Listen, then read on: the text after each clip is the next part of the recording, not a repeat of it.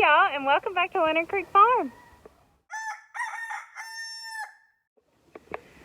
Alright guys, today is a long-awaited update on the jump gate. I'm going to let you know how Koa has done. I think we put it in the spring. I need to probably check back to the date and see exactly when we put the jump gate in. But we're going to show you how well he does with it and talk about it a little bit. According to YouTube, I posted the video of the jump gate 2 months ago. It feels like it's longer than that, but we're just going to go by what it says. We'll just talk about in general how well he's done with it and how well it's held up. Alright, first off I'll show you how well Koa does with it, and then we'll talk about it a little bit. I hope you all can see because the light is very bright, and we're just having to film this right now, so it is what it is. Koa! Koa, come!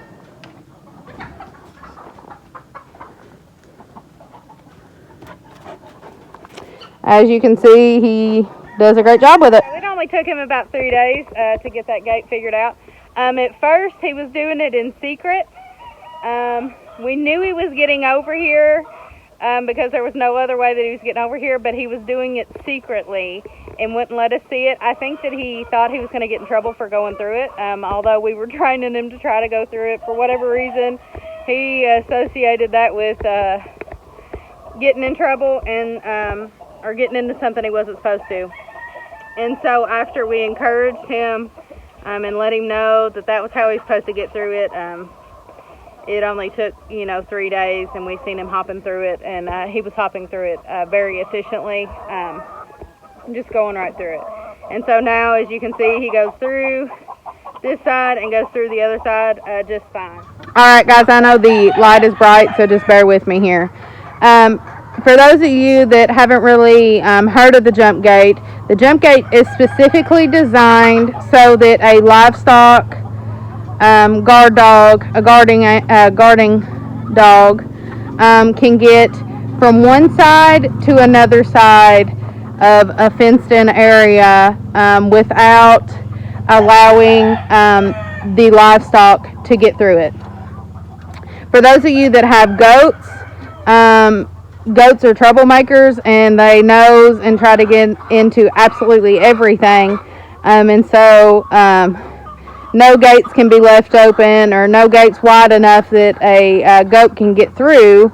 But this gate is perfectly designed in this triangle shape, which prevents goats from getting through this area. They can't lift their feet up for whatever reason. However this is designed, they can get the front of their body through from like the neck up, but once it hits their chest, they can't maneuver their feet around. So it's perfect. We've not had any issues with goats getting through. And I can vouch for this gate fully because we have some nosy goats around here. We have goats from the age of 3 months to the age of 6 years, and we have not had any issues with any of them getting over on the other side. And I have a really nosy goat, Miss Baby Bop, and no sooner than the gate was put up, she was testing the boundaries to see if she could get over, and of course she couldn't. And so this gate works perfectly for having an animal be able to get to one side or the other. There was pretty much 2 main reasons why we put up the jump gate. The first reason was so that Koa could guard both sides of the fence. On this one side we have breeder chickens, and on this side we have our laying chickens and our goats.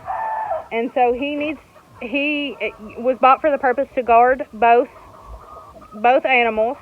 And so for until we felt that he was old enough to be with the goats, we didn't put a jump gate in. And so he was probably, he turned a year old in November, and so he was close to a year old when we decided that he was mature enough to be in with the goats and that we could trust him. He had wonderful contact through the fence. We've never had any issues with that. And so we allowed him to be in here with the goats, supervised as well before that situation, but not full time.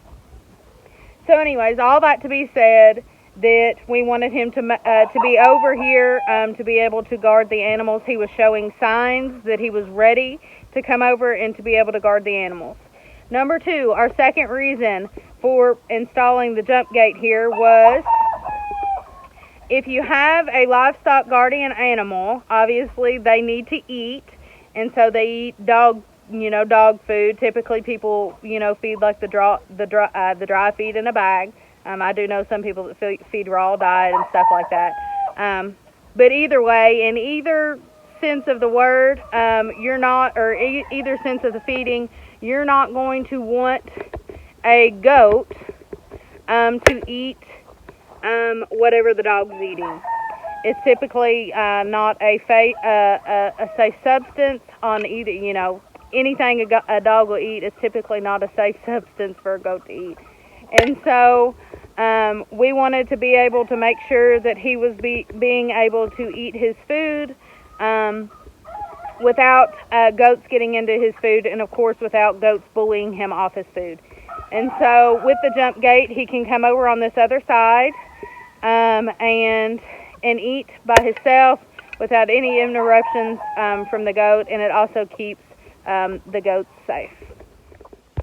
Guys, we're having to move around in the shade a little bit here, but when it comes flat down to the jump gate, we have proven it here on our farm to be an asset when you have a livestock guardian animal, and an important aspect of having a livestock guardian animal. There's going to be times that they need space from larger livestock or livestock in general, but specifically larger livestock such as cows and goats and stuff like that, sheep, and so that gives him the space that he needs in order to eat, and it also gives him a way in and out of the goat pasture to be able to protect both sides of the fence.